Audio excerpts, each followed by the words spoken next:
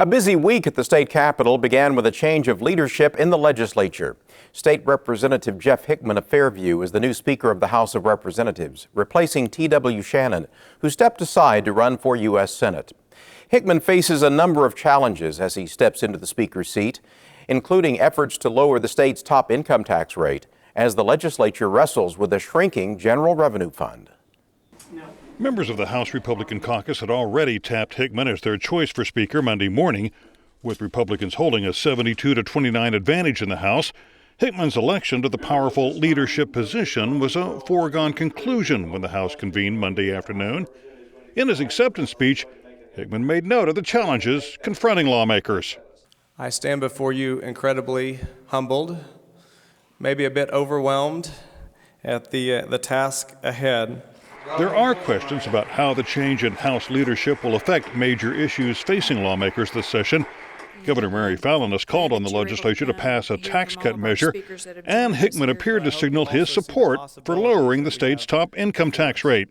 We must continue to evaluate and look at reforms of our tax code, and it's our responsibility to minimize government regulation to create an economic environment where Oklahoma businesses can create jobs and be profitable. A bill by Representative Leslie Osborne lowering the state's income tax rate from 5.25% to 4% cleared its first hurdle this week, passing out of the House Appropriations Committee on Revenue and Taxation.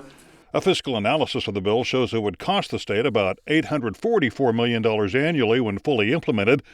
But Osborne insists those numbers don't tell the whole story. So just because we have a static analysis that tells us that, we have history on our side from 7% to 5.25%, the vast majority of those done under a Democratic administration.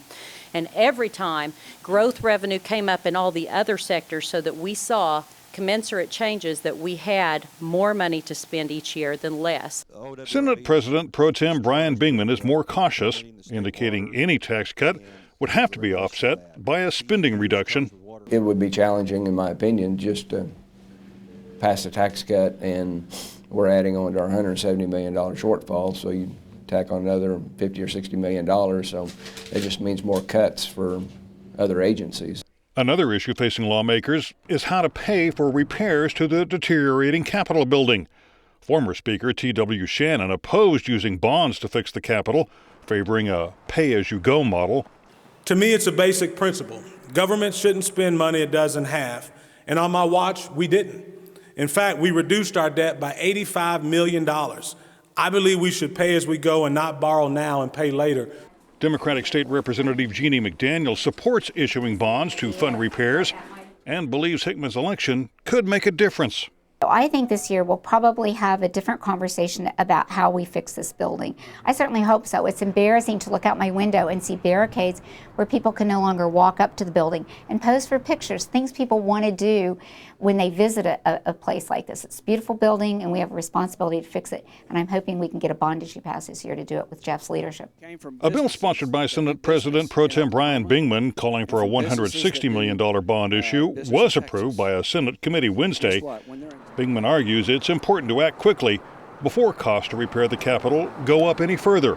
The hard cost, and you've got soft cost that, we've got to operate in this building every year during sessions, so accommodations will have to be made. People have to move during certain times when construction's going on, so there's a lot of cost involved in working around the schedule of session 4 months out of the year.